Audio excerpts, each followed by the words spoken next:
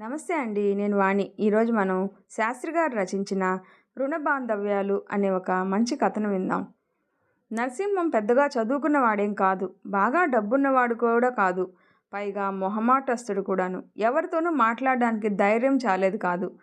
వాడి వాలకం తెలిసిన పెద్ద మనిషి ఒకాయన జాలిపడి ఎలక్ట్రిసిటీ డిపార్ట్మెంట్లో గుమస్తా ఉద్యోగం వేయించాడు. నరసింహం అంటే ఆఫీసులో అందరికీ అలుసే. ఒట్టి మెతక మనిషి. అయినా చాలా మట్టుకు అతని జీవితం సాఫీగా గడిచింది. అందుకు కారణం అతని భార్య రాజ్యమే. రాజ్యం చాలా మంచి మనిషి. బతక నేర్చిన తనం కూడా ఉంది. మొగుడు అమాయకుడని పెళ్ళైన కొద్ది రోజుల్లోనే గ్రహించేసింది రాజ్యం. దాంతో తనే పగ్గాలు తీసుకొని గుట్టుగా సంసారం నడిపించింది.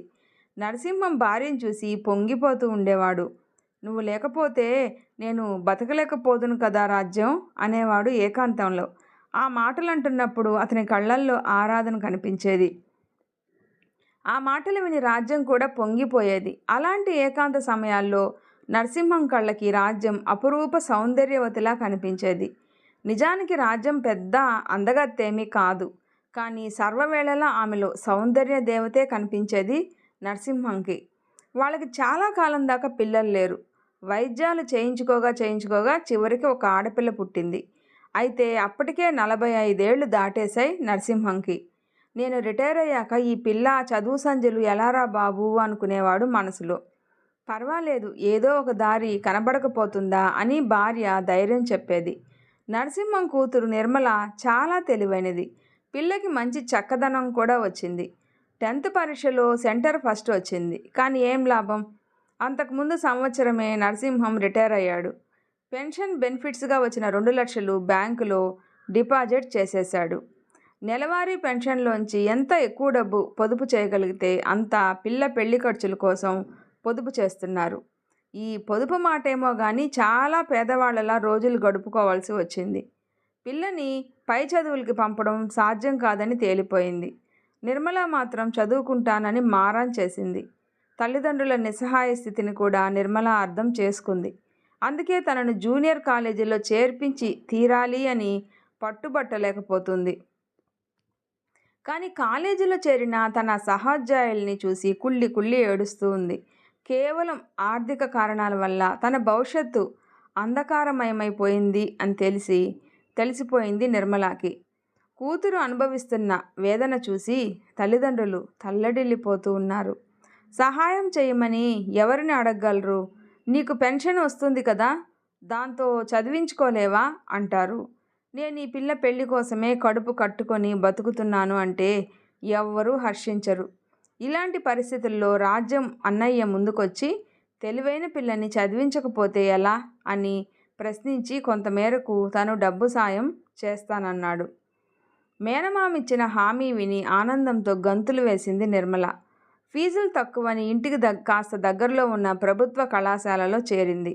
ఆలస్యంగా కాలేజీలో చేరవలసి రావటంతో నిర్మలాకి ఇష్టమైన సైన్స్ గ్రూపులో సీటు దొరకలేదు. ఆర్ట్స్ గ్రూపులో సీటు దొరికింది. ఏదో ఒకటి కాలేజీ చదవగలుగుతున్నానులే అని సరిపెట్టుకుంది నిర్మల. అలా ఆర్థికంగా పడుతూ లేస్తూ కట్టుకోవడానికి కాలేజీ పిల్లలు ఇష్టపడే డ్రెస్సులు కూడా లేకుండానే కష్టపడి చదివి BA ఫస్ట్ క్లాసులో పాస్ అయింది నిర్మల. నిర్మల అందం తెలివితేటలు చూసి ఆ అమ్మాయినే పెళ్లాడతానని పట్టుపట్టి కూర్చున్నాడు వాళ్ళ బంధువుల అబ్బాయి ఒకడు. కుర్రవాడి చార్టెడ్ అకౌంటెంట్ చదువు ఇంకా సొగంలోనే ఉందట. పిల్లవాడి తండ్రి రిటైర్డ్ టీచర్. కొడుకు అన్ని పరీక్షల్లోనూ ఉత్తీర్ణుడైపోతే భారీగా కట్నం లాగొచ్చు అని తోడేలు ఆకలితో ఉన్నాడు అతగాడు.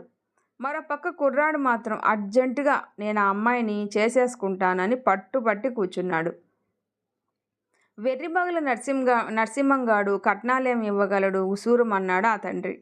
అయినా సరే లాగగలిగినంత మేరకు లాగుదాంలే అని నిశ్చయించుకొని కనీసం 2 లక్షలైనా కట్నం ఇస్తే గాని సంబంధం కుదరదు అని నిక్కచ్చిగా చెప్పేశాడు. ఆ మాట విని ఒక్కసారిగా నీరు కారిపోయాడు నరసింహం. తనెక్కడ ఇవ్వగలడు 2 లక్షల కట్నం?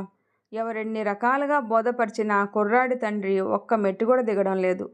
చివరికి నరసింహం అమాయకంగా తన దగ్గరున్న 2 లక్షల డిపాజిట్ రసీదు చూపించి, ఇదే నాకున్న సర్వస్వం, దీనిలో కట్నం కింద ఎంత ఇమ్మంటారు, పెళ్లి ఖర్చులకి ఎంత ఉంచమంటారు అన్నాడు.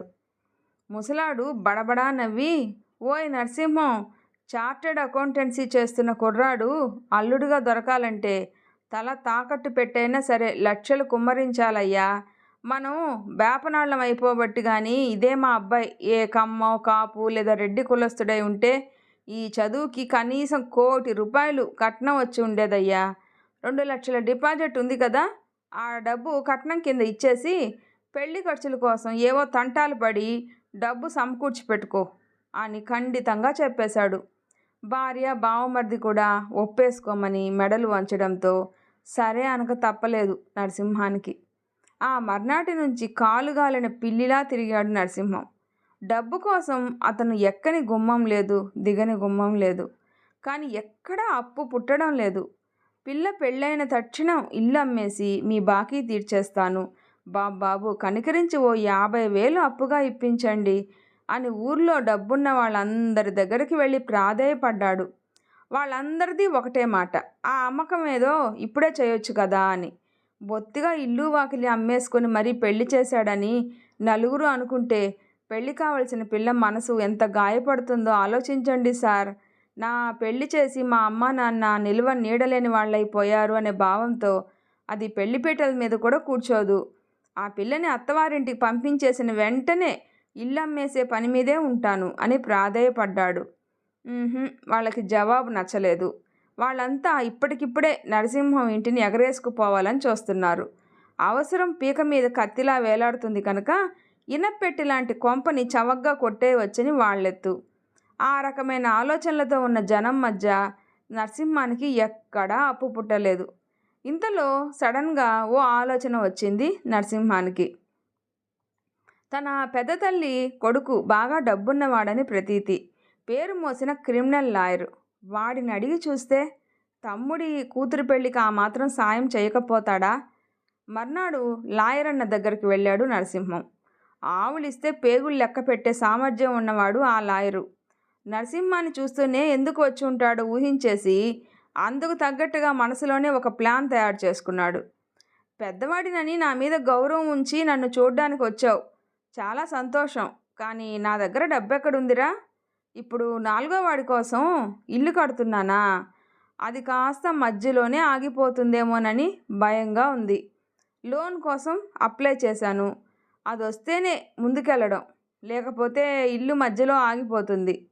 ఇంతకీ చెప్పొచ్చేది ఏమిటంటే నేను సాయం చేయగలిగిన స్థితిలో లేను ప్రస్తుతం. మరేమీ అనుకోకు, మన కుటుంబంలో పిల్ల పెళ్ళికి కూడా ఏమీ సాయం చేయలేకపోతున్నానే అని నాకు బాధగానే ఉంది అని ముగించాడు. ఈ మాటలు విని నరసింహం బాగా డీలా పడిపోయాడు, కళ్ళ నీళ్ల పర్యంతమయ్యాడు. అలాంటి స్థితిలో నరసింహాన్ని చూడగానే ఎందుకనో లాయర్ గారి మనసు కూడా కొద్దిగా ద్రవించింది. అయితే తను మాత్రం మెత్తబడకూడదని నిశ్చయించుకొని ఇలా అన్నాడు, మన పిన్ని కొడుకు శాస్త్రిగాడి దగ్గరికి వెళ్ళి అడగకూడదు? వాడు నీలాగే మెత్తని మనసున్నవాడు. వాడి భార్య ఇద్దరు ఉద్యోగస్తులే కదా, వాళ్ళిద్దరూ నలుగురికి సాయం చేసే మనుషులని అంతా అంటూ ఉంటారు. నా మాట విని ఒకసారి వెళ్ళి వాడిని అడిగి చూడు, ఆ పైన నీ అదృష్టం పిల్లదాని అదృష్టం అని ముగించాడు. ఇంటికి వచ్చేశాడు నరసింహం. వెళ్ళిన పని ఏమైంది అని భార్య అడగగానే బోరున ఏడుస్తూ, ఇక నేను ఈ పిల్లకి పెళ్లి చెయ్యలేను, నాలాంటి దరిద్రుడి కూతురై పుట్టడం అది చేసుకున్న పాపం అని వెక్కి వెక్కి ఏడవడం మొదలుపెట్టాడు నరసింహం. రాజ్యం కూడా బాగా డీలా పడిపోయింది. కానీ ముందు భర్తను ఓదార్చాలి, అతడికి ధైర్యం చెప్పాలి, లేకపోతే ఈ బెంగతో అతను ఏమైపోతాడో ఏమిటో అనిపించింది భార్యకి. ఏం పర్వాలేదు, ఊరుకోండి, ఏదో ఒక దారి చూపించకపోతాడా ఆ భగవంతుడు అంది ఊరడింపుగా. అప్పుడు చెప్పాడు నరసింహం లాయర్ అన్నిచ్చిన ఉచిత సలహా గురించి. అది విని మరింకే, ఏ పుట్టులో ఏ పాముందో ఎవరు చెప్పగలరు? దేవుడు మనకెక్కడ అదృష్టం రాసి పెట్టాడో. రేపొక మారు వెళ్ళి మీ పిన్నిగారి కొడుకును కూడా కలిసి రండి అంది రాజ్యం. మర్నాడు వెళ్ళి పినతల్లి కొడుకుని కలిశాడు నరసింహం. అతగాడు కులాంతర వివాహం చేసుకున్నాడని బంధువులంతా అతనికి దూరంగా ఉంటూ వచ్చారు. నరసింహం కూడా అతన్ని కలుసుకోవడం, అతడి ఇంటికి వెళ్ళడం ఇదే మొదటిసారి. అయితే శాస్త్రి దంపతులు మాత్రం ఏ అరమరికలు లేకుండా నరసింహాన్ని సాదరంగా పలకరించి ఇంట్లోకి తీసుకెళ్లారు. తాగడానికి చల్లని మజ్జిగ ఇచ్చారు. కాసేపు కుశల ప్రశ్నలన్నీ అయ్యాక మెల్లగా ధైర్యం చిక్కబెట్టుకొని చెప్పడం ఆరంభించాడు నరసింహం. శాస్త్రి, ఎప్పుడూ నేను నీ దగ్గరికి రాలేదు. నాకు బాగా మొహమాటం. అందుచేత ఎవరితోనూ దేని గురించి మాట్లాడి ఎరగను. ఇవాళ తప్పని పరిస్థితి వచ్చింది. పిల్ల పెళ్ళికి డబ్బు సాయం చేయమని ఎవరిని అడిగినా ఎవరూ సాయం చేయడం లేదు. నిన్ను కూడా అడిగి చూద్దామనిపించి ధైర్యం చేసి వచ్చాను. పెళ్లి ముహూర్తాల దగ్గర నుంచి అన్నీ నిశ్చయమైపోయాయి. కానీ పెళ్లి చేయడానికి డబ్బు కావాలి కదా. ఎన్ని తంటాలు పడుతున్నా ఆ డబ్బు సమకూరడమే లేదు అన్నాడు. ఆగాగు, నాకు నిన్ననే కబురందింది. ఇలా నువ్వు డబ్బు కోసం రాబోతున్నావు అని మన లాయర్ అన్న నాకు ఫోన్ చేసి మరీ చెప్పాడు. చెప్పడానికి ఏముందిలే కానీ నీకు గాని డబ్బిస్తే అది ఎన్నటికీ తిరిగి రావడం జరిగే పని కాదని హెచ్చరించాడు కూడాను. సరే, వాడి మాటలకేం కానీ నీకెంత డబ్బు కావాలేంటి అని ప్రశ్నించాడు. 50,000 ఉంటే గాని పెళ్లి చేసి ఒడ్డున పడలేనురా శాస్త్రి అన్నాడు నరసింహం. అంత డబ్బా? అంత పెద్ద మొత్తం మా దగ్గర ఉండదురా. ఓ 10-15,000 దాకా సర్దగలం. మిగిలింది మరెక్కడైనా ప్రయత్నించలేవా అన్నాడు. నేను తీర్చలేనని అందరికీ నా మీద అపనమ్మకంరా. పెళ్ళి పూర్తి అవగానే నా ఇల్లు అమ్మేసి అప్పులు తీర్చేస్తానురా. నన్ను నమ్ము, ప్రాణం పోయినా మాట తప్పను. ఎలాగో ఒకలాగా నన్ను ఈ గండం నుంచి కాపాడవా? నరసింహం గొంతులో వినిపించిన ఆర్తనాదం శాస్త్రిని కలవరపరిచింది. ఏం చేసి వీడిని కాపాడాలా అని కలవరపడిపోతూ అటు ఇటు దిక్కులు చూస్తున్న శాస్త్రికి వంటగది గుమ్మం దగ్గర నిలబడ్డ భార్య సంజ్ఞ చేయడం కనిపించి ఏమిటో తెలుసుకుందామని ఆమె దగ్గరికి వెళ్ళాడు. నెలాఖరికి నా పోస్టాఫీసు డిపాజిట్ మెచ్యూర్ అయ్యి డబ్బు వస్తుంది కదా, ఫస్ట్కి రమ్మనండి, ఆ డబ్బు ఇద్దాం. పాపం పిల్ల పెళ్ళి చేయలేనేమోనని బెంగ పెట్టుకొని ఏడ్చేస్తున్నాడు. వెళ్ళి చెప్పండి డబ్బు ఇస్తామని. డబ్బు సమకూర్చుకోలేకపోవడం వల్ల కూతురు పెళ్ళి ఆగిపోతే అతనికే కాదు మొత్తం కుటుంబానికి అంతటికీ నామోషియే కదా అంది శాస్త్రి భార్య. అక్కడికక్కడే ఆమెను అమాంతం ఎత్తేసుకొని ముద్దులాడేయాలనిపించింది శాస్త్రికి. ఆవిడ మాటలు అతని చెవికి అమృతంలా వినిపించాయి. ఎంత ఉన్నతమైన ఆలోచన! చెప్పడానికి వీల్లేనంతగా సంతోషపడిపోతూ ముందు గదిలోకి వెళ్ళి, ఒరే నరసింహ, నువ్వు ఇవాళ నక్కతోకని తొక్కి వచ్చినట్టున్నావు. నెలాఖరికి మా ఆవిడికి డబ్బు అందుతుందంట. అంచేత ఫస్ట్కి ఇస్తాం. అంచేత నువ్వు వెళ్ళి మిగతా పెళ్ళి ఏర్పాట్లు చేసుకో అన్నాడు. ఆ మాటలు చెవిన పడేసరికి నరసింహం ఆనందంతో ఉక్కిరి బిక్కిరైపోయాడు. అతడికి కళ్ళలోంచి ప్రవాహంలాగా కన్నీరు ముంచుకొచ్చేసింది. చివరకు నోరు పెగల్చుకొని, మీరు దేవుళ్లే కానీ మనుషులు కాదు. మీ కాళ్ళకి మొక్కాలనుంది, కానీ అలాంటి పని చేయకూడదు. మీరు నాకంటే వయసులో చిన్నవాళ్ళు అన్నాడు. ఏమిట్రా నీ మాటలు నువ్వును? ఏం పర్వాలేదు, నీ కూతురు పెళ్ళి నిర్విఘ్నంగా జరుగుతుంది. వెళ్ళు, తక్కిన ఏర్పాట్లు చేసుకో అని ధైర్యం చెప్పి పంపించారు నరసింహాన్ని. వెలిగిపోతున్న ముఖంతో ఇల్లు చేరుకున్నాడు నరసింహం. ఆ సంతోష వార్త విని ఆనందం పట్టలేక దేవుడి పటం ముందు సాష్టాంగ పడిపోయింది రాజ్యం. నిర్మల పెళ్ళి బాగానే జరిగింది. శాస్త్రి దంపతులు అన్నట్టుగానే దగ్గరుండి పెళ్లి జరిపించారు. లగ్నం అయిపోయింది. పెళ్లి కొడుకు పెళ్లి కూతురు మీద అక్షంతలు వేయడం కూడా పూర్తయిపోయింది. ఇక ఆఖరికి మిగిలింది విందు కార్యక్రమం ఒక్కటే. కానీ ఎవ్వరూ ఎన్నడూ ఊహించలేని షాకు అక్కడే తగిలింది నరసింహానికి. వియ్యంకుడు తమ తరపున చెప్పా పెట్టకుండా మరో 100 మంది అతిథుల్ని తీసుకొచ్చాడు. ఏదో సరదా కబురు చెబుతున్నట్టు అప్పటికప్పుడు గమ్మత్తుగా నవ్వుతూ నరసింహం చెవిలో చెప్పాడు ఆ విషయం. ఆ మాట చెవిన పడేసరికి ఇంకేముంది, నరసింహం గుండెలో బాంబు పేలింది. అప్పటికప్పుడు మరో 100 మందికి విందు భోజనమా? ఏర్పాట్లు చేయడం ఎలా? భయంతో నరసింహంకి ఆయాసం వస్తున్నట్లు అనిపించింది. గుండె చేత్తో పట్టుకుని ఓ కుర్చీలో కూలబడ్డాడు. భార్య దగ్గర వాళ్ళు భయపడుతూ గబగబా చుట్టూ చేరి ఏమిటి అని అడిగారు. పొడి పొడి మాటలతో ఆయాసపడిపోతూ అసలు సంగతి చెప్పాడు. నరసింహం చెప్పిన మాటలు విన్న బంధువులు కూడా స్థాణువులైపోయారు. అప్పటికప్పుడు 100 మందికి విందు ఏర్పాట్లంటే మాటలా? కానీ నరసింహం కుంగిపోతున్నాడు. అతగాడికి ధైర్యం కలిగించడానికి పర్వాలేదు, మీరేం భయపడకండి అంటున్నారే కానీ ఏం చేయాలో ఎవ్వరికీ పాలు పోవడం లేదు. అయితే ఇలాంటి సంఘటనలు ఇంతకు ముందు చూసి ఉన్నవాళ్ళు కాబట్టి శాస్త్రి దంపతులు మాత్రం బెదిరిపోలేదు. చకచక కేటరింగ్ వాళ్ళ దగ్గరికి వెళ్ళి సంగతి చెప్పి ఎలాగైనా కాపాడమని వాళ్ళ కడుపు కాళ్ళు పట్టుకొని బతిమలాడారు. ఎంత కావాలంటే అంత ఇస్తామని చెప్పారు. కేటరింగ్ వాళ్ళు కూడా భయపడిపోతూనే సరే అన్నారు. విందు రసాబాస అయితే వాళ్ళ జట్టుకు కూడా చెడ్డ పేరు వస్తుంది కదా. మొత్తానికి కాస్త ముందు వెనకగా అది సరిగా లేదు ఇది సరిగా లేదు అని చిన్న చిన్న సణుగుళ్లతో విందు కూడా పూర్తయింది.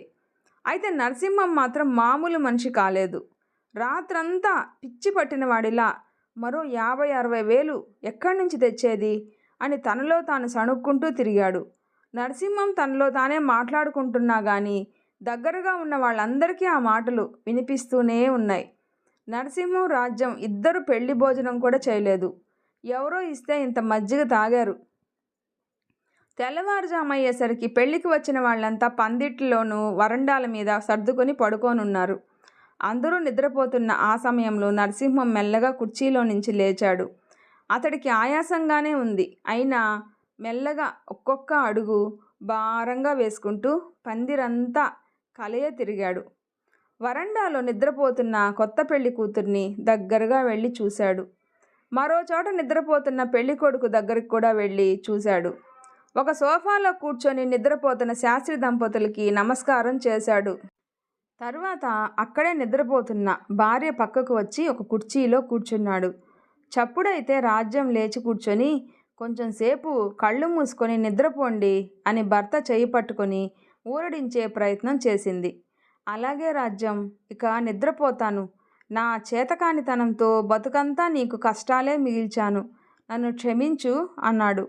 రాజ్యం గాబరా పడుతూ, ఏమిటండి అలాంటి మాటలు మాట్లాడుతున్నారు? ఏనాడు మీరు నాకు పిసరంత బాధ కూడా కలిగించలేదే. నన్ను దేవతను చూసినట్టే చూశారు. సరే, ఇప్పుడు అవన్నీ ఎందుకు కానీ కాసేపు కళ్ళు మూసుకొని నిద్రపోండి అంది భర్త తల నిమురుతూ. కుర్చీలో విశ్రాంతిగా కూర్చొని నిద్రపోయాడు నరసింహం. తెల్లవారిన తర్వాత కూడా మరిక నిద్ర లేవలేదు. నరసింహం పెళ్ళికొడుకు తన తండ్రిని పట్టుకొని చడా మడా తిట్టేశాడు. మా మామగారు గుండె ఆగి చనిపోవడానికి కారణం నువ్వే అన్నాడు. తన తప్పు అంగీకరిస్తున్నట్టు తలదించుకున్నాడు అతను. బాకీలన్నీ తమ నెత్తిమీదే వేసుకున్నారు శాస్త్రి దంపతులు. మా పరువు కాపాడి మమ్మల్ని బతకనిచ్చారు చిన్నాన్న. సాధ్యమైనంత వేగంగా ఈ ఇల్లు అమ్మేసి మీ రుణం తీర్చుకుంటాం అంది పెళ్లి కూతురు 12వ రోజు కార్యక్రమం పూర్తయ్యాక. రాజ్యం కలగజేసుకుంటూ, డబ్బైతే ఎలాగో అలా తంటాల పడి ఇచ్చేస్తాం, కానీ ఈ పెళ్లి జరిపించింది మీరే. ఈ 12 రోజులు మాకు దన్నుగా నిలబడి మమ్మల్ని ఒడ్డుకు చేర్చారు. ఈ అప్పుల ఊబిలో నుంచి బయటపడటానికి అయాచితంగా మీరు సహాయం చేశారు. ఎన్ని జన్మలెత్తితే మీ రుణం తీర్చుకోగలం అంటూ వలవలా ఏడ్చేసింది రాజ్యం. ఊరుకుందరు, బయట వాళ్ళకైతే ఏదోలాగా తంటాలు పడి అప్పు తీర్చేస్తాం, కానీ ఈ బంధుత్వాలు ఉన్నాయి చూశారు, ఇవి ఏమిటనుకుంటున్నారు? మనం ఎవరమూ తీర్చుకోలేని నిజమైన రుణాలు ఇవే. మన తాతల తండ్రుల నుంచి మనకు సంక్రమించిన వారసత్వ రుణాలు ఇవన్నీ. బంధువులంతా మమ్మల్ని వదిలేశారు. ఇక మన కుటుంబాలతో మాకెలాంటి సంబంధాలు లేకుండా పోయాయి అని బాధపడుతున్న సమయంలో మళ్ళీ బంధుత్వాలకి ప్రాణప్రతిష్ఠ చేశారు మీరు. అందుచేత ఇప్పుడు చెప్పండి, మేం మీకు రుణపడి ఉన్నామా, లేక మీరు రుణపడి ఉన్నారా? రుణాలు తీర్చుకోవడాల గురించి మాట్లాడకండి. ఈ రుణాలు ఇలాగే ఉండనివ్వండి. ఒకరికొకరం తీర్చుకోలేని ఈ బాకీలన్నింటినీ ఆత్మీయతలు అభిమానించుకోవడాల రూపంలో తీర్చుకుందాం, సరేనా అన్నారు శాస్త్రి దంపతులు. ఈ స్టోరీ మీకు నచ్చినట్లయితే ప్లీజ్ లైక్ చేసి షేర్ చేయండి, సబ్స్క్రైబ్ చేసుకోండి. స్టోరీ అలా తప్పకుండా కామెంట్ చేయండి. Thanks for listening.